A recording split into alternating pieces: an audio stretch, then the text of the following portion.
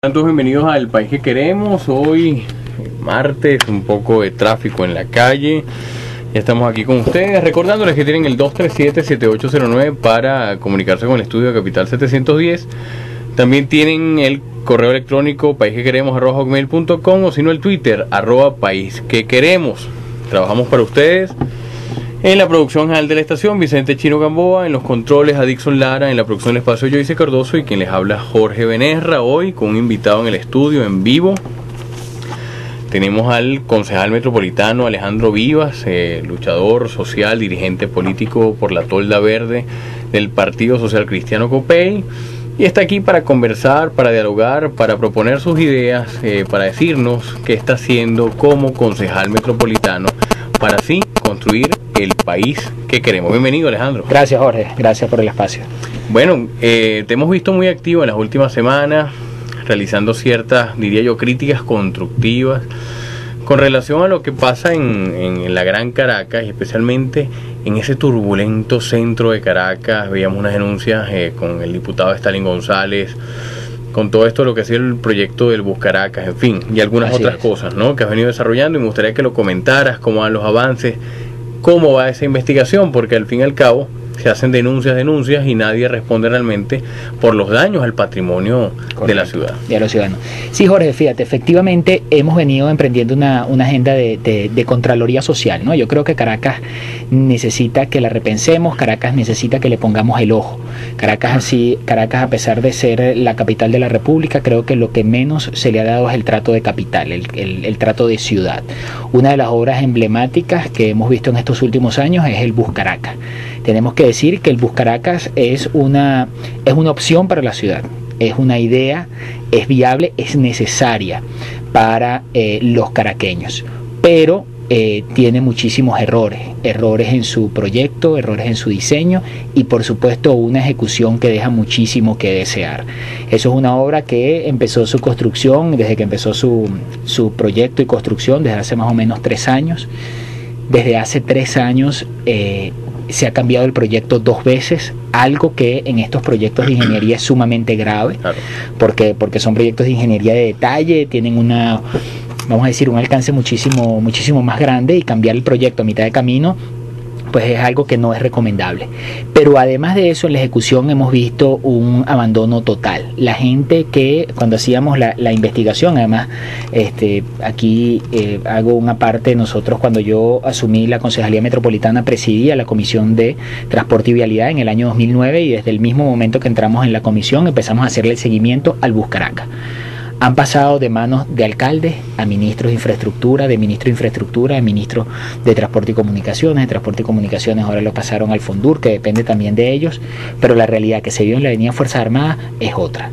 Unas obras que empezaron hace 3 años, que intervinieron esa avenida, y lo que ha causado es vicisitudes a los que transitan por ahí, a las comunidades que habitan ahí, a los comerciantes que tienen pues sus negocios alrededor de este eje vial, y por supuesto una falta de respuesta total a las 650.000 personas que iba a beneficiar este proyecto. ¿Qué les ha dicho la gente? ¿Qué les comenta? Ustedes que transitaron por allí, salió públicamente en los medios, ¿qué respuesta la gente? La gente estaba emocionada, esto es importante, la gente estaba emocionada y esperanzada con ese proyecto.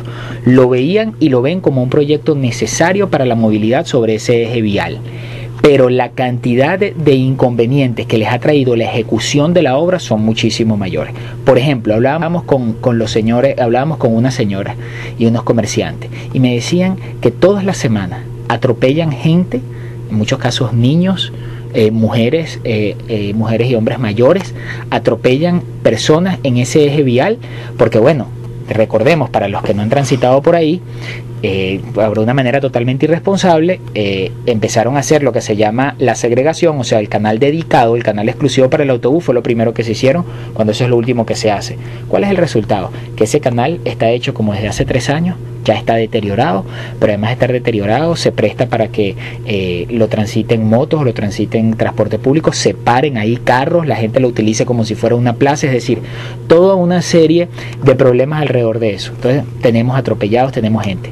Cuando tú le quitas un canal a la Avenida Fuerzas Armadas, que era el proyecto para que haya transporte público, segregas eso, ya le quitaste un canal. Además los carros se paran vamos a decir, el parqueo paralelo frente a los negocios, ya le quitas otro canal y entonces ahora la avenida Fuerzas Armadas tiene un solo canal nada más para transitar. Entonces te puedes imaginar las grandes colas que se hacen ahí. Y la pregunta es, bueno, ¿y dónde está la plata que se ha invertido en eso? En eso se ha invertido según el presupuesto del Ministerio de Transporte y Comunicaciones, según los créditos adicionales que han pedido, según la alcaldía de Libertador. El proyecto ya va como por 600 millones de bolívares. O sea, 600 millones de bolívares de los nuevos, ¿cuánto es? La cuenta que hemos sacado es muy sencilla. Un proyecto de esos a nivel mundial, cuando lo han hecho, primero se hace en 24 meses desde que se decide emprender el proyecto, ni siquiera la ejecución. 24 meses y el kilómetro terminado ya operativo, la gente montándose, utilizando el servicio, sale entre 5 y 8 millones de dólares. Hoy en día, esto que ven todos los días en la avenida Fuerzas Armadas le ha costado 19 millones de dólares por kilómetro a los venezolanos y todos pueden ver en el estado en que está, o sea que no está. ¿Y dónde están los responsables? Porque... ¿Y dónde están nosotros le hemos mandado informes a solicitando información a la alcaldía de Libertador cuando tenía el proyecto, al ministerio, hemos oficiado por supuesto el Cabildo Metropolitano, trabaja conjuntamente la Comisión de Desarrollo Urbano, que es la que presido, con la Comisión de Contraloría que preside el concejal Luis Velázquez. Pues hemos solicitado información para ver, bueno, qué es lo que queremos hacer. El diputado Stalin González también desde la Asamblea Nacional ha hecho lo mismo, pidiendo la información dónde están los recursos para que recalcamos, es un proyecto necesario para Caracas, lo apoyamos, pero tiene que hacerse. Ahora, había habido ciertos inconvenientes al principio, recuerdo, con lo que era el mercado de las flores, que es un mercado también emblemático de la zona de Caracas, y se había tomado... Con el cementerio también. Exactamente. Pero, ¿qué pasa ahí, Jorge? Esto es un proyecto de tal envergadura y vemos como sus errores empiezan desde la planificación y desde el proyecto. Cuando se presenta el primer proyecto, que se tiene planteado una estación terminal en el Mercado de las Flores, se tiene planteado no es ni siquiera una estación terminal, sino era un espacio para el retorno de las unidades, no iba a haber transbordo de pasajeros ni mucho menos dentro del cementerio. Pues la lógica le decía a todos los caraqueños y aquellos que tenemos responsabilidad de función pública, que todo eso tenía que estar conversado y aclarado con las instancias que tenían que estarlo. Y resulta que después que se empieza a construir, es que empiezan a salir las cosas de que, bueno, ¿no? Que la gente del Mercado de las Flores no estaba de acuerdo, que la gente de Patrimonio no estaba de acuerdo, que la gente del cementerio no va a permitir que los autobuses den el retorno ahí. Entonces, bueno, ¿cómo se plantea un proyecto de tal envergadura sin consultar con que se tienen que consultar? Para ponerte un ejemplo, cuando sale ese proyecto de la alcaldía de Libertador, era Freddy Bernal el alcalde. Y el alcalde mayor Juan Barreto. Y el alcalde mayor era Juan Barreto. Su misma tendencia política. Bueno, todo el mundo sabe que ellos tenían sus problemas internos, pero era su misma tendencia política. Y apenas sale el proyecto a la luz pública, el director de INMETRA, del Instituto Metropolitano de Transporte, dependiente de Juan Barreto, dice que con ellos no han consultado. Eso es uno de los errores más graves. Ese proyecto no solo puede ser la avenida Fuerzas Armadas. Ese es un proyecto que tiene que abarcar Caracas metropolitana. Y no fue consultado ni siquiera con la autoridad metropolitana, que era de su misma tendencia política. Entonces ahí vemos los errores que se cometieron en ese proyecto y ahora han tenido que cambiarlo. Entonces cambiaron del Mercado de las Flores para la bomba de gasolina que está al lado, expropiaron la bomba, pero entonces ni interviene en la bomba ni interviene en el mercado. El tema del retorno de los autobuses se convierte en otro problema. Es decir, ha causado una serie de problemas mucho mayores que los beneficios que pudiera tener. Amigo, quiero recordarles, Alejandro Vivas, concejal metropolitano, miembro de distintas, de ahorita de la Comisión de Desarrollo Urbano. Del Consejo Metropolitano de Caracas, está con nosotros, ustedes lo están escuchando. Si quieren llamar al 237-7809 pueden conversar con él, también pueden comunicarse con nosotros vía Twitter, @paisquequeremos, o correo electrónico paisquequeremos@hotmail.com. Visto esta perspectiva y porque tomé como entrada, Alejandro, el tema del Bus Caracas, que digamos que es algo muy pequeño, pero dentro del universo que es la Gran Caracas y los grandes problemas urbanos que tenemos, preside una comisión súper difícil. Sí. Cuando comentabas sobre este desarrollo debió haberse sido consultado y conectado con toda Caracas, me recuerda a Ciudad de México, que pese a que es una ciudad 10 veces más grande, con mayor cantidad de habitantes, funciona muy bien lo que sería algo parecido al Bus Caracas, ¿no? Por lo menos el servicio del transporte público funciona muy bien en Ciudad de México, que es una ciudad con muchos problemas, pero que ha logrado hasta tener una visión ecológica que hemos perdido poco a poco en esta gran capital, que tiene algo que tiene pocas ciudades del mundo, que es un gran pulmón, que es el Cerro del Ávila. Así es. Empezamos con esto. Tú tienes un proyecto y has venido paulatinamente declarando a la prensa, haciendo críticas constructivas, como decía, sobre cómo hacer una Caracas posible, vivible. coméntanos hacia dónde va eso, porque mucha gente cree que los concejales metropolitanos están dormidos y que lo que deben de hacer son ordenanzas municipales para legislar y que no están haciendo nada. ¿Qué está haciendo el Consejo Metropolitano? Fíjate tú, una de las grandes, creo que podemos ordenar esta parte de la pregunta que me haces viendo cómo es la ciudad de Caracas que tenemos ahorita. Yo creo que todos la padecemos, no necesito hacer un inventario de cuáles son los problemas que tiene Caracas ahorita. Pero qué hacer para solucionarlos, uno, y si es posible o no es posible solucionarlo. Yo quisiera empezar por el final y decirle que con toda responsabilidad, por supuesto que sí es posible que nosotros cambiemos la ciudad que tenemos y tengamos la ciudad que nos merecemos los caraqueños. Una de las cosas por donde debemos apuntar es, bueno, ¿cuál es la sociedad que queremos? O sea, ¿cuál es el ciudadano que queremos para Caracas? ¿Cuál es la sociedad ideal? ¿En dónde nos vemos inmersos los caraqueños? En una ciudad en donde tengamos que pasar 3 horas de cola todos los días. En una ciudad donde no tengamos aceras por donde caminar. En una ciudad donde no tengamos un transporte público de calidad. En una ciudad donde vivamos en sectores donde ni siquiera llega la policía. En una ciudad donde vivamos en un sitio donde ni siquiera llegue el agua, ni siquiera llegue la electricidad. Yo creo que eso puede definir la ciudad que queremos. Una ciudad que garantice, como Estado, en todas sus instituciones, que garantice ese cúmulo de cosas necesarias que mucha gente califica como calidad de vida. La gente dice, bueno, eso es un concepto amplio. No, es que yo creo que es un concepto básico. Calidad de vida es tener transporte público de calidad, vías de comunicación de calidad, aceras de calidad, espacio público para compartir de calidad, servicios de calidad, agua, teléfono, luz, equipamiento de calidad, centros de salud, centros de educación, centros de recreación, centros de cultura. Que tengamos además seguridad. Todo esto puede traducirse que podamos llegar a tener una ciudad segura. Y para eso es necesario repensar Caracas. Caracas es una ciudad, Jorge, que se dejó de pensar desde hace 50 años. El resultado que tenemos de Caracas hoy es el resultado de los que los planificadores en el año 51 previeron lo que podía ser Caracas. Por supuesto, como eran todas las urbes en aquel momento, pues se pensaba en un esquema muy distinto a lo que se necesita hoy. El problema con las otras urbes fue que nosotros dejamos de pensar en Caracas y todas las demás se fueron repensando. Entonces, desde el Cabildo Metropolitano, en nuestra primera parte de la gestión, cuando asumimos en el 2009, bueno, empezamos a desarrollar una serie de ordenanzas, como decías tú, para el trabajo primario que tiene principal, mejor dicho, que tiene un concejal, es, bueno, desarrollar las ordenanzas, y atacamos 3 ordenanzas que yo creo que es necesario para nosotros. Primero sancionamos la ordenanza Plan Caracas en Movimiento, un plan integral de movilidad para Caracas que tocaba vialidad, transporte público, administración del tránsito, control del tránsito, educación vial, que es muy necesario, y todas estas cosas puntuales como pico y placa, VAO, canales de contraflujo. Eso lo hicimos y ya en marzo de ese primer año de gestión la teníamos sancionada y promulgada por el alcalde. Bueno, después vino todo este tema con la ley, nos quitaron las competencias, entre esas nos quitaron las de transporte y vialidad, pero el trabajo se hizo y la intención sigue siendo la misma, solucionar los problemas para Caracas.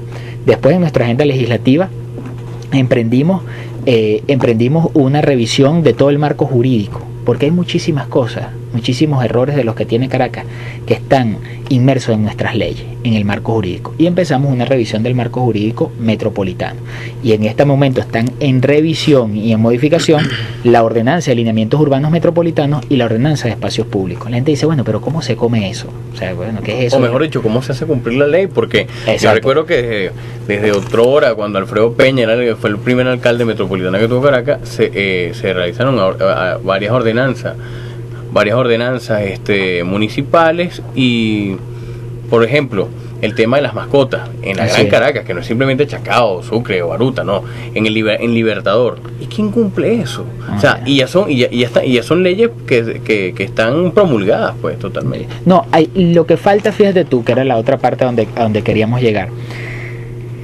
Nosotros podemos tener las mejores intenciones, nosotros podemos hacer el trabajo que tengamos que hacer a nivel de legislación, como puntualizabas ahorita, pero hay un elemento que es clave y que la gente a veces tiende a banalizar, pero que es sumamente importante, que es la voluntad política. Si no existe la voluntad política de hacer las cosas, no podemos llegar a ningún lado. Y voluntad política desde el presidente de la República hasta el último miembro de la Junta Parroquial. Se necesita voluntad política para poder emprender los cambios que necesitamos, que se necesitan para nuestra ciudad. Hay muchísimas leyes que ya están promulgadas y que no se cumplen. Hay muchísimas leyes que se necesitan cambiar. Pero si no hay un proceso de conducción política, y no hablo de conducción política de protagonismo o de politiquería o de populismo, no, hablo de un proceso de conducción política en donde se asuma la responsabilidad. Los que tienen la responsabilidad de gobernar esta ciudad, sin importar de qué ideología, sin importar de qué partido político sean, sin importar cuáles son sus tendencias religiosas, tienen que asumir el compromiso y la obligación de cambiar a Caracas. En un momento determinado, el municipio de Chacao era el municipio modelo, y sigue siendo ahorita un municipio modelo, en todos lados, en América Latina, en Venezuela, en todos lados es el municipio modelo. Y uno de los éxitos no era que en Chacao existían leyes distintas que las que existían en otros municipios, sino que en Chacao se cumplían. Se cumplían porque las autoridades estaban comprometidas con eso. Tanto así que se sigue cumpliendo. Tanto así que se siguen cumpliendo, porque además el ciudadano entendió que cumplir la ley significaba una mejora en la calidad de vida. El metro de Caracas, todos los que me están escuchando se recuerdan, cuando el metro de Caracas empezó, el metro de Caracas era un ejemplo a nivel mundial. Y era el mismo ciudadano caraqueño, y la gente siempre se acuerda de aquella época y dice: yo me acuerdo que cuando salió el metro, la gente bajaba esas escaleras y se comportaba distinto. No botaba el papel en el suelo, no hacía esto, no hacía lo otro. ¿Pero por qué sucedía eso? Bueno, muchísimas cosas. Una campaña de concientización importante que se hizo, pero además tú le diste un servicio y una infraestructura de calidad y de primer mundo a los ciudadanos de Caracas. Entonces, por supuesto, los ciudadanos de Caracas se sentían respetados, se sentían ciudadanos, y de esa misma forma trataban al metro. Hoy en día, ¿qué pasa con el metro? Hoy en día la gente maltrata el metro porque el metro los maltrata a ellos. Si el metro no tiene aire acondicionado, si el metro no tiene suficiente frecuencia, si el metro se vive quedando a cada rato en los andenes, la calidad de servicio. Se perdió la calidad del servicio. Entonces la gente trata al metro como el metro los trata a ellos. Resumiendo y volviendo otra vez a tu pregunta, yo creo que es voluntad política de hacer las cosas que tenemos que hacer para poder cambiar nuestra ciudad. Y por supuesto, dentro de ese plan de repensar Caracas tenemos muchos ejes, pero yo creo que el acento lo tenemos que poner en movilidad, espacio público. La gente banaliza el tema del espacio público, y si quieres después hablamos de eso, pero el espacio público es una de las cosas más importantes que puede tener cualquier ciudad. No, y te lo digo, y a lo mejor, me imagino que a lo mejor la has visitado o han tomado como analogía, como ejemplo comparativo, que no es que no todas las comparaciones son siempre malas, pero yo tomo el caso de una ciudad que fue tan agresiva, tan violenta como Medellín. Totalmente. Y hoy día tiene otra cara. O sea, yo creo que una de las ciudades, creo que mucha gente llega a decir que Medellín es mucho más bella que Bogotá, siendo Bogotá la capital, pero habiendo tenido tantos problemas que sabemos de violencia e inseguridad, hoy tiene mucho menos inseguridad, hoy tiene espacios públicos por todos lados, esculturas bellísimas de los más grandes artistas colombianos. Por ejemplo, el teleférico que hoy día nosotros tenemos en San Agustín, bueno, Medellín también lo puso, fue digamos que fue el emblema pionero para cambiar esa cara de una ciudad que estaba contra la ley. Y bueno, aquí tenemos un ejemplo. Una de las cosas que me decía alguien recientemente era que para el proyecto del teleférico en Medellín se hizo toda una planificación social del que el ciudadano entendiera que era una mejora, porque había gente que en ese barrio que se llama Santo Domingo, había gente que tenía 10 años, 15 años sin bajar. Entonces era como que insertarlos al urbano, a la ciudad, a la evolución.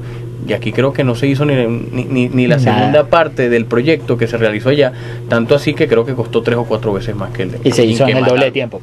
Fíjate, el caso de Medellín es un caso importante, y quisiera abrir un paréntesis ahí. El tema de Medellín, cómo logran ellos, además que el eslogan, el leitmotiv de ese proceso de transformación es del miedo a la esperanza. Cómo derrotar esa violencia y ese miedo que tenían, cargando a la gente de esperanza. Y una de las cosas principales fue el tema de la intervención social, intervención en el buen sentido de la palabra, pero social, de esos sectores deprimidos, de esos sectores populares.